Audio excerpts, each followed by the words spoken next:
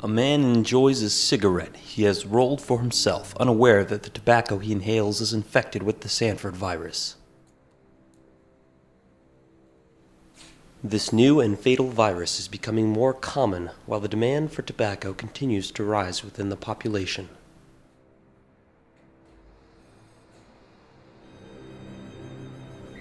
It only takes one inhalation for the Sanford virus to move from your cigarette to your body.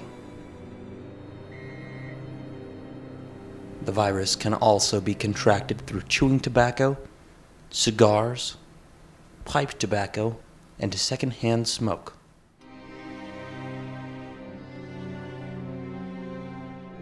There is no known cure or vaccination for the Sanford virus, and little research has been made towards finding any.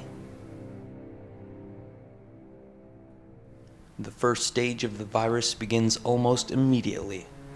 The victim feels slightly confused and misguided, sometimes wandering in directions with no destination. The smell of burning appears to be in the air, often followed by similar forms of mild sight and scent hallucinations.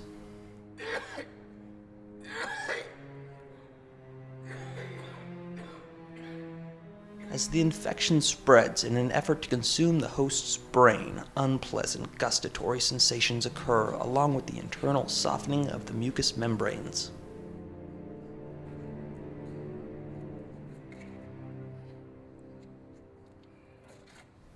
It is typical for hemorrhaging to occur while the victim wheezes and struggles to breathe.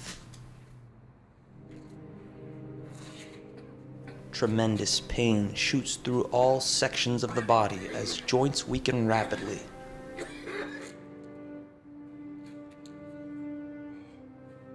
Ligaments tear apart and instability worsens, leaving it difficult for the victim to stand.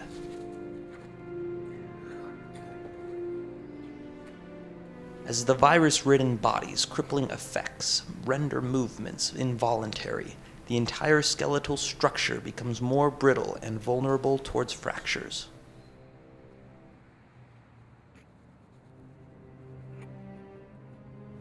Body temperature rises dramatically, and the victim enters a state of feverish unconsciousness.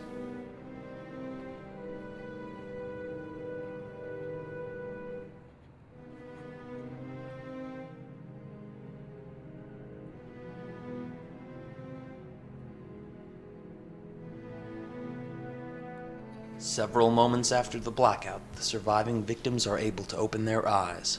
However, they are now completely blind. The pores dotting the victim's flesh have expanded to 3 times their regular size, allowing blood to pour freely from the majority of the body. As with hemophilia, the blood loses the ability to clot, and as seconds pass, the amount of blood loss becomes more excessive. Painful and uncontrollable muscle contractions will progress throughout the final stages of the virus. As the body undergoes terrible physical stress, the victim will often clench down on their teeth until they sometimes become completely unrooted from the bleeding gum line.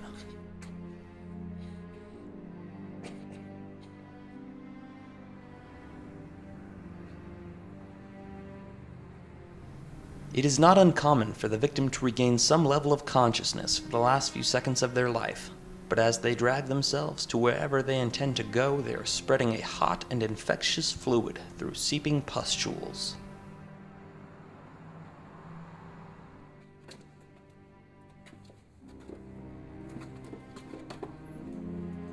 There is no known cure for the Sanford virus at this time, and in every recorded case of infection, the victim has always died within 5 hours after contraction.